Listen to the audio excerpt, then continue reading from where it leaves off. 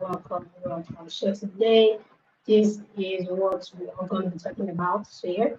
How do you design? That is the question for today. We're talking about lifecycle marketing, and this is a question that recently got asked, and I want to treat it. I have a few other questions, and that, of course, that will come in later on. Yes, so how do you design life cycle journeys for customers who don't follow linear funnels? Now, do we understand what linear funnels are? Now, the truth is, back in the days, right, we used to see a lot of linear funnel marketing where someone says, "Yeah, I'm going to build a funnel, go build a journey so that your customers come in and they get everything and they buy from you." So the linear journey was they see an ad, a social media ad, they click on it, and from there onward, they go on to say, um, okay, I want to buy this thing, right? And you buy it, and that's it, right? And people thought, oh, here we go, that's how funnel work. That's how funnel journeys and all that. However, things have evolved and people have changed greatly. And this is basically because of a number of things. This is basically because of a number of things like um, financial status, and people basically just change and everything will remain equal. And because of quality of service, right? If I'm going to buy something, if you're going to buy something, if you're going to buy clothes from someone like that sells, right, or from a tailor, please. I just remember that event that happened with a tailor and a friend of mine. But however, that's the story for another day. But yeah, yeah, if you're gonna make a clothes, and you see this tailor online, you may not really consider, or you've heard of this tailor, or you posted on your WhatsApp status, you may not really consider him these days, right? But if you have a friend that's so close, with this person, like consistently, and the person that has delivered, um, an awesome job, has been outstanding in his delivery and all that. We begin to see that it's easy for you to now go back to his page. So if so you want to get your business, but if your friend recommends it, you say, you wanted to you're talking about sewing the clothes now. Oh, I have this guy that sews because you should have him too now. I'm like, hey, this guy, oh, he has been the one sewing for you. Yes, yes, yes. Now that is recommendation. Now, linear marketing, right, would be, or linear funnel would be that if I recommend you, like, hey, okay, now let me go ahead and buy. So and then you just think, okay, what's up? I want to buy this thing and all that. But now you've recommended him to me. Now I go to his page, maybe his WhatsApp business or he posts his Instagram, so I go there. I check the things he makes out. I try to see if I also like them. Then, of course, maybe I see something I like. Then I'm like, okay, this is what he's charging. Then I maybe check online for other people or check around for other people, try to compare prices.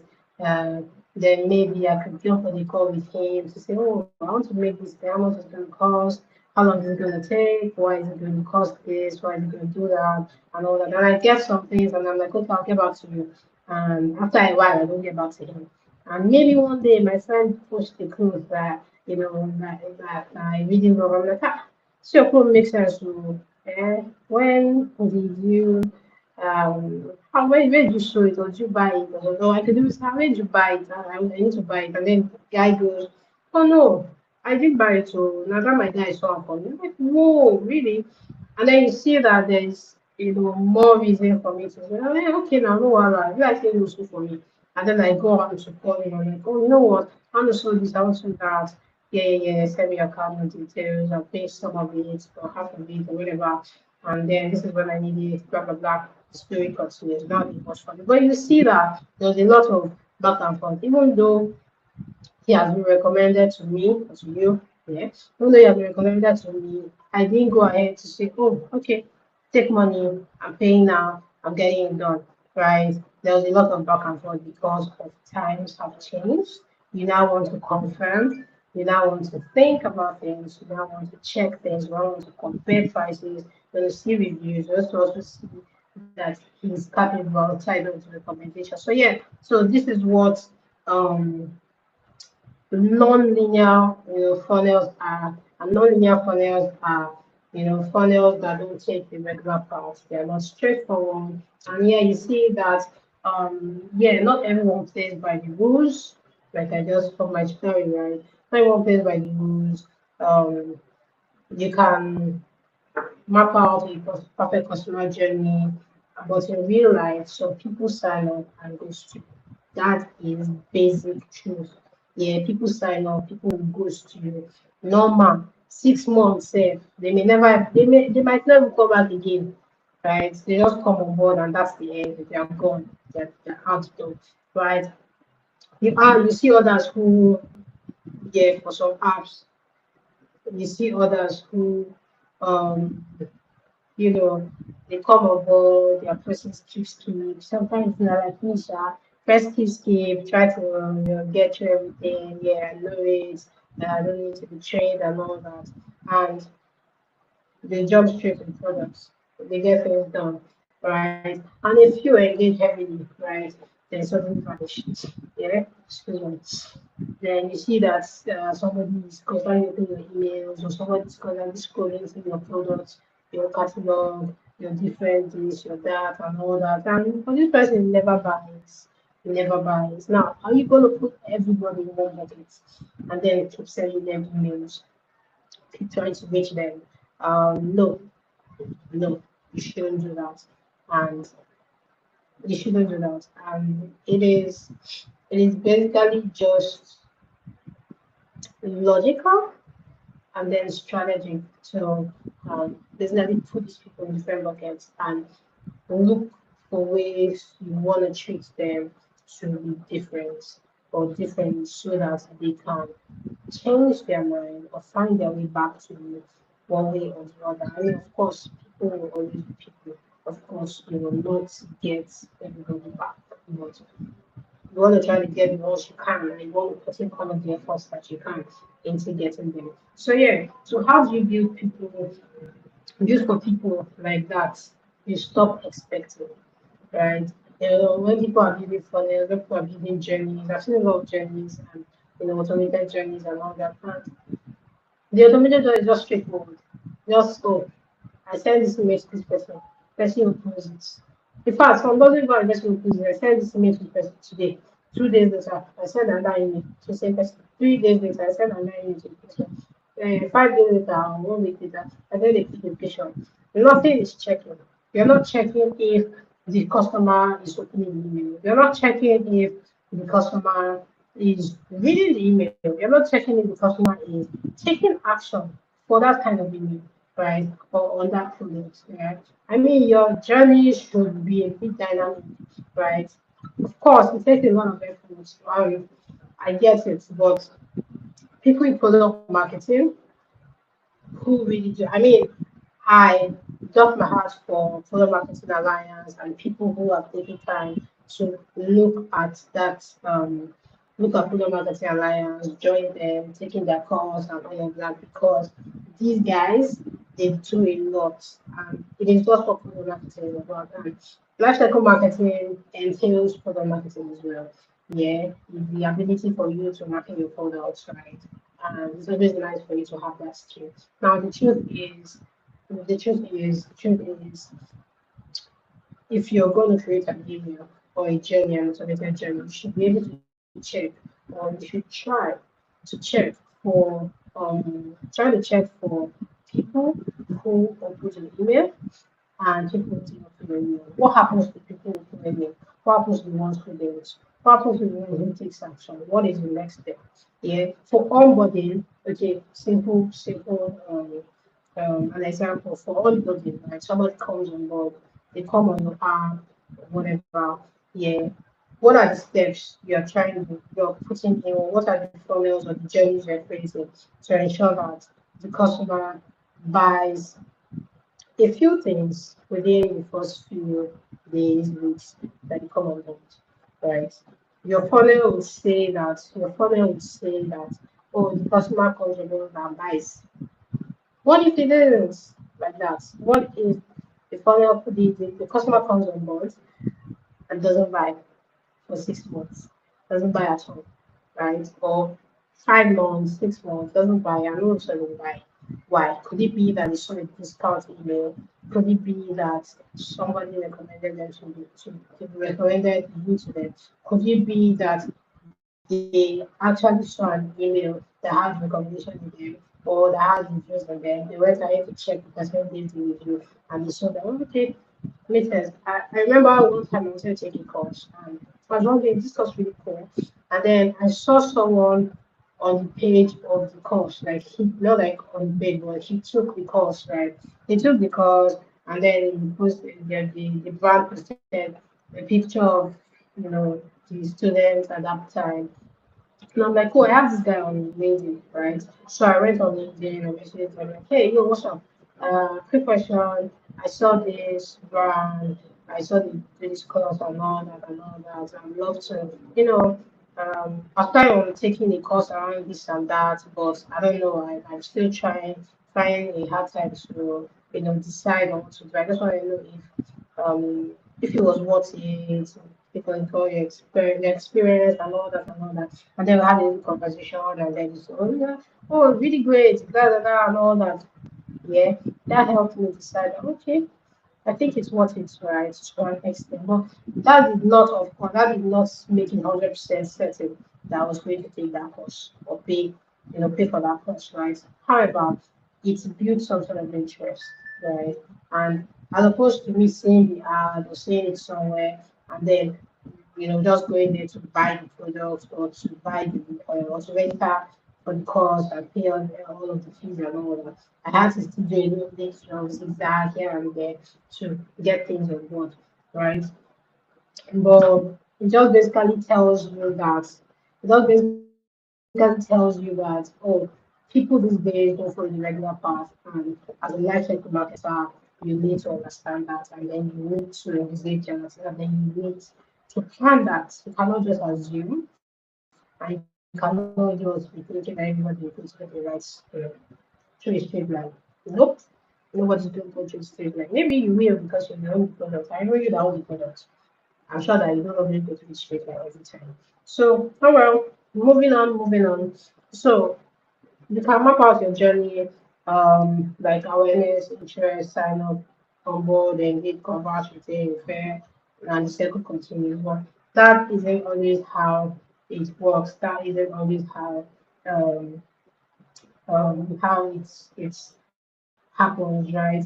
However, so how do you build for people that for people like this? You want to use behavior as a compass, not stages, right? Not stages. Now, the thing is, the thing is, you need to forget things like the regular things like new user, just put like that. I mean, even aside what I'm about to share, there's a lot of things like age group. People are saying calculation and saying, I'm breaking down Gen Z millennials. Yes, those used to work, but these days there are a lot of other ways you can segment or you can group your customers, right? There are a lot of other ways you can group your customers, and when people don't think of it like this, I begin to wonder that, okay, what's going on? Why can't people think of other things, right? Aside the regular age group and all that. Anyways, to understand where customers get stuck or lose interest along their way, right? Um you need certain tools. I get that. You need certain tools. However, I've explained what non-linear customer journey is and what linear is.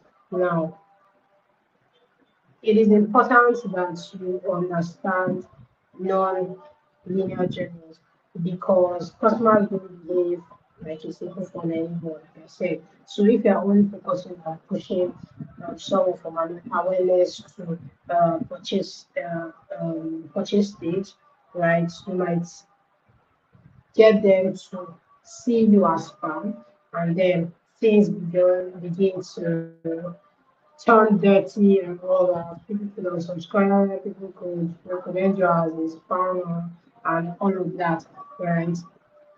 So most times people need more info. Sometimes they want to compare things. Sometimes they need reassurance from reviews or social proof or online reviews. They go out Google, they check reviews on Google and all that. Yeah. So how do you design a life cycle journey for these kind of customers, right? You want to set clear goals and you want to know who you're talking to, right? You want to set clear goals and you want to know who you are talking to because before you start mapping anything else, right? Anything, ask yourself, why am I mapping this journey, right? Who is my customer? What do they want? Yeah. So let me give you an example. So if you settle what's new to them, buying quality books. Now, one thing you can do is to create a buyer persona, right? Create a buyer persona. If you don't know what a buyer persona is, of course you can explain that. However, buyer persona helps you understand the habit. So a buyer persona is just like an avatar, right? An idea of the kind of person this kind of person, like this kind of customer that just hiking, but doesn't know how to buy new goods, right? You create that avatar or that idea in your head. However, you need to just it out so you understand this person. And so you begin to understand their habits, their needs, their motivation. You can begin to speak to people. There are people who are in this category that you see in real life. You want to speak with them and then you want to get their ideas, you want to get to understand them and all that so that you can also pick information from them. Well, the next thing you want to do is to identify all possible touch points, right? You want to think beyond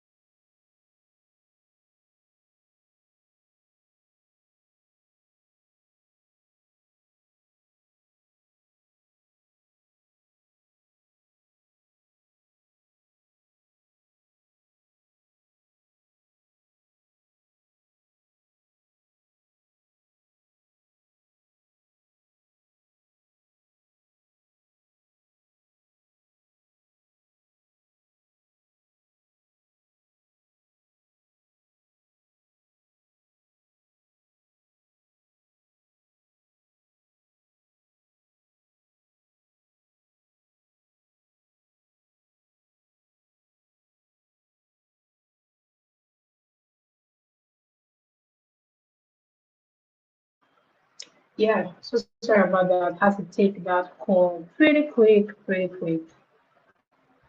Um, I'm trying to see. I hope you've been hearing me on this while.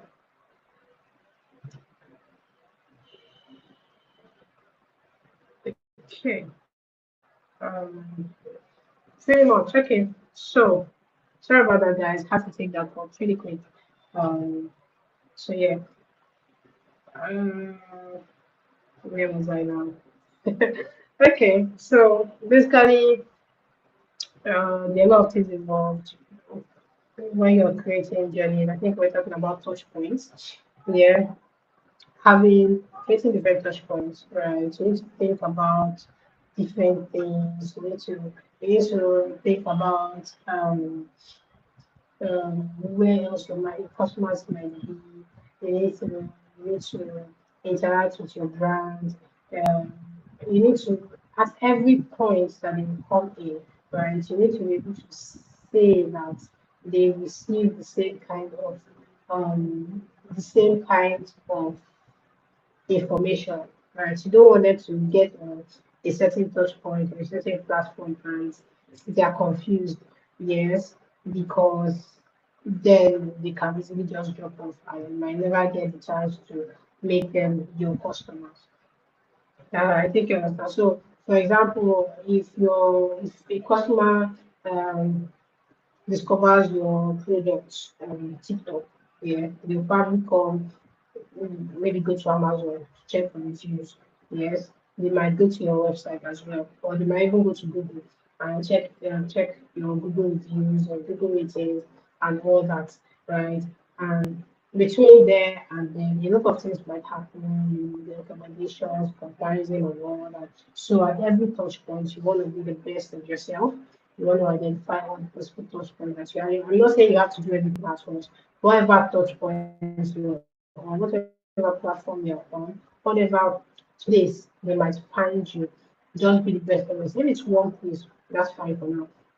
So you can expand. If it's two, if it's three, of course, but you just want to be available and you want to be at your best or your best behavior whenever they find you. Another thing is to map out journey, right? Map it out in a way that isn't a straight line, right? So instead of the funnel that just here for social media, the funnel to the email, from email, they buy the product, they show up on day one way. Nah, they need to actually begin to think of different ways your customers can jump in and out of your platform or your product, right? And you need to be able to take that or for you to have that at the back of your mind. So if your customer is starting on social media, right, they might go to your website next. They might read reviews. They might ask for recommendation from a friend. They might Google it, right? They might just go to Google and just check. They might not purchase. They may go to for a few weeks, a few days, a few months, and they may come back and buy from you. They might decide to buy from you because you sent them an email that they saw or you push notification that they saw, and they're like, oh, okay, 30% off. If I buy it now, the price is going to be better. If I wait till next time, it might have increased, and then that discount might not be there. Right. So you want to map out the journey that envisage some of the ways that they can drag. You want to envisage some of the what's it called, some of the objections they may have. Right. So if friend, like I said at the beginning, right, a friend might recommend me to a product, and instead of me just jumping up to say, okay, you know what, I'm going to buy, right, the next thing might be for me to visit their website or Instagram page, right, or for me to follow them on social media, any of their pages, and just want to see what they do for a while. I want to, get a hang of their idea. I want to understand if they know what they are doing. I want to see a lot more reviews from people. Not the one I've seen. I just want to see between now and next 3 months. Okay. And sometimes it's not even conscious. Sometimes it's not even conscious. Yes, it's not even conscious, and that's okay. Do you understand? That's okay because we're all humans, right? Sometimes we just get distracted and all that and all that. I digress a bit, right? I'm going to say something that a lot of e-commerce does these days compared to fintech brands and a few other brands, right? The part where they constantly or they have this drop of email. So one time I was going to get something, one time I was going to get something from Conga. I looked at it, I was ready to buy, I put in my cart and then I left it. Now, the good thing was a few minutes later, I got an email that said, "Oh, I think you forgot something." And it's not just, "Oh, I think you forgot something." The fact that this thing was already in my cart had actually gone one step further. So I was going to pay. I just had some sort of distraction.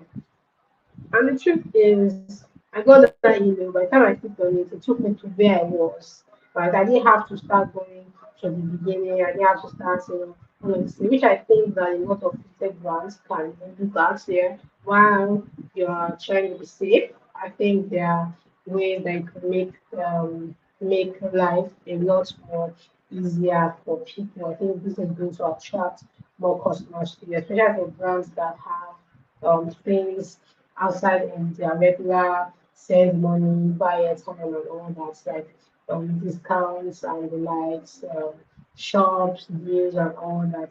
These are things that could help your customers stay close to you. Yes. So yes, irrespective of all of these things that you've done, right? Um, data, data data is key.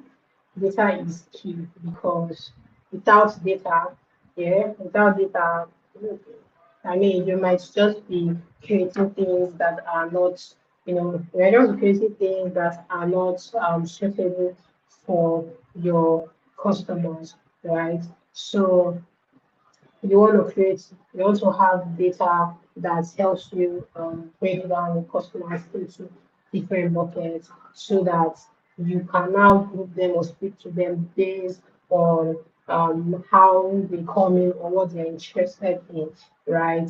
Um, while you can break your buckets the regular way, explorers, people who rush in and get started and all of that. There are people who also don't even touch the ball, they just get in, they just jump in and jump out, right? But data is key because in everything that you do, without data, you will not be able to review and reverse. You won't be able to, say that your your strategies are quite effective and efficient because with data you can look at those things. With data, you can see who has opened your email and who hasn't. Like I was saying before, you're creating a journey, right? People come on board. Your data will show you that when you send this email to this person, your data will show you who that opened it and who that don't open it. So create a journey around that. Yeah. Instead of just saying for 1 week or for 2 weeks, I'm going to schedule, I'm going to automate 5 emails. I'll go to people that come on board. Why don't you look at that and see different touch points you come into? You can look at different touch points you come into so you can say, "Oh, you want to create a journey based on the kind of ads that you clicked on." Yeah, you can also say that you want to create a journey for, okay, you want to create a journey, but you're going to look at open, you're going to look at clicks. Once they buy, what happens next? You send them, you take them out of a particular journey, and then they're also in another journey that say, "Oh, okay, you've made your first purchase, well done. Now it's time." So if it's a charge card you bought, or if it's data you bought, if it's a shoe they bought, or if it's a clothes they bought, it's easy for you. So, "Oh, you made your first purchase, you bought this, you bought that. Would you like to pair this around with your trouser, with a belt, or with a brown shoe? Suit perfectly with this, black colored chain that you've gotten, and all of those." So those are the different touch points that you can use to, while you're getting your customers in, you can use to keep them with you. Because the truth is, lifecycle marketing is about ensuring that your customers come in and stay in. So you're not just creating because I mean you're still giving yourself stress because if they come in, you create a linear journey, they come in, you don't buy, then you try to you force them to buy, you send a lot of things, try to get them to buy and eventually they buy. Um you are now going to, after a while, you will now come and say, "Oh, okay, I need to I need to I need to maybe get them to buy another product and all that. However, lifecycle marketing is you ensuring that these people come in and they buy along the line all through the different parts, right?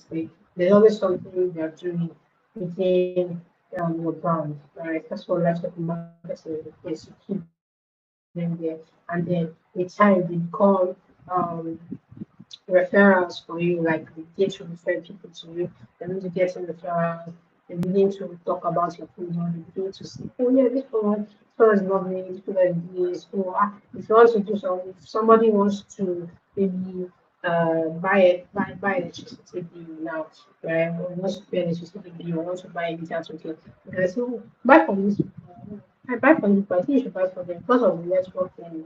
Because if you buy from them, if it doesn't work, you always get your money back. Or buy from them. When you are buying it, it comes with the receipt. So it's not a thing of you get a receipt that says, oh, congratulations or successful, and then you wait for the email. It comes with the receipt. So as the receipt is dropping, like the receipt of successful payment on the app. So you're like pressing it and then you press the amount, you put in your PIN or your face ID or whatever, and then you click on it and then you write successful. There, then write successful.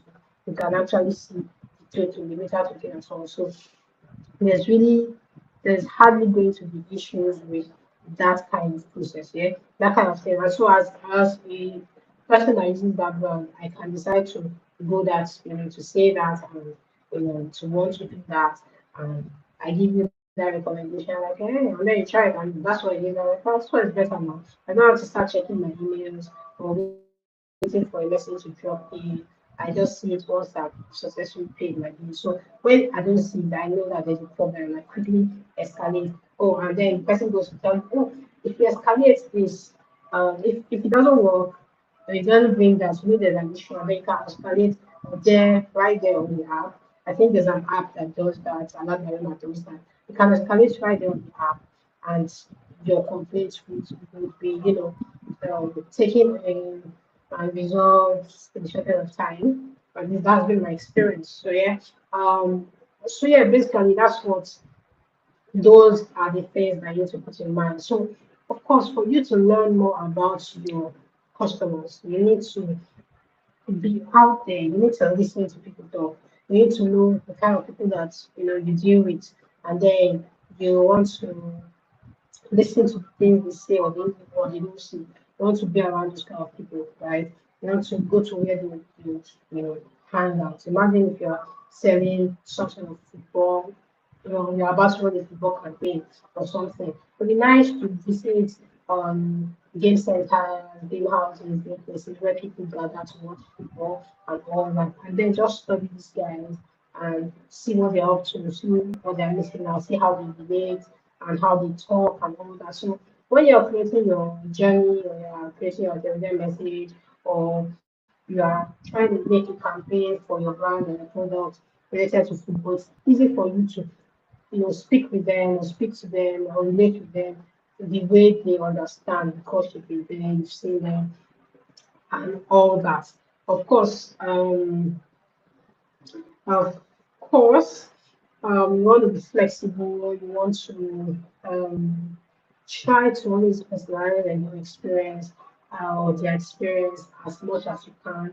You also want to keep track of things that has happened over time because for you to get better, you have to be open to learning and then you have to be ready to tweak things, change things, to monitor things, or to say that, oh yeah, this thing I did did not work. However, this is what I think it was based off what I've noticed, based off my analysis, based on the data that I have with me, right? So um, I was going to end here with a summary of, of things to remember, which is customers always follow a straight line anymore. Your journey needs to, your journey, your funnel, your automation has to incorporate a lot of complex paths so that it can take or accommodate or relate or suit the different kind of customers that we have around. You also want to keep refining your approach. You can't stick to the same thing for too long, especially if you are getting the same result over and over again. Yeah. However, I will quickly jump into um, a few things that can help you understand customers and where they got or where they get stuck in. So a few things like heat maps and session recordings can help you um, understand how the customers interact um, with your app, websites, and all that. So there's Hotjar, right? Hotjar is a popular tool that combines funnels, heat maps, session recordings, and all that.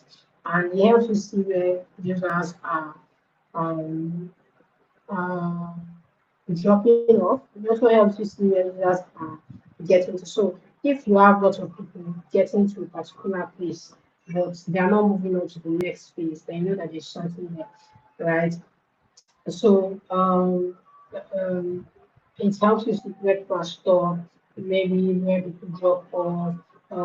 If you see that people are dropping off on your private page, you can then decide to um, look at that and see what the problem could be. But it just gives you an idea on the kind of things that could be happening within your app. Yes, you want to think of heat maps, funnels, and all of that. So Hotjar is something you can use for that. I mean, it's paid, but you can just look it up and test it out with the little you can, right? There are also customer analytics platforms. Yeah. There's JourneyTrack, there's Zomi is CHONNI.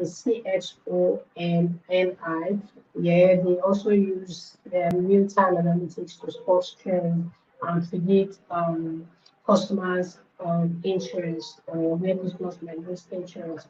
Yeah. You also want to do things like customer feedback. Yeah, could just embed surveys in your emails. If you use tools that can take in, that can do like an AAP email. I think I'm getting an email. I'm so sorry, guys. Um, okay. All right. So run surveys just to hear from your customers. To also check key touch points, to see if people are doing great or if they need help, right? One thing that is very important is segmentation. You need to segment your customers a lot. You need to segment your customers a lot because this will help you ensure that you can get better at understanding who they are, right? There are a lot of other things that you can use to, I mean, if you go online, you could search these things out and see how it can help you get better, um, get better at, what you do. However, you know, once you have this at the back of your mind and you're using these tools and methods, um, with time, things will get clearer and, you'll be able to fix real problems and then you'll be able to improve your experience or user experience as well as your experience too. Because when user experience increases and satisfaction increases and they stick with you more, they recommend you more, your experience in terms of your expectation, your goals would also increase. So, excuse me, so ultimately, it's a win-win for everybody eventually. So, yep, this is what we had to talk about today. We spoke basically about customer lifecycle marketing and how the journeys isn't as linear as people think these days. Some of the problems that people face or people do without knowing, or maybe they know, but because of want to go through the stress of not doing them, it's just creating linear journeys.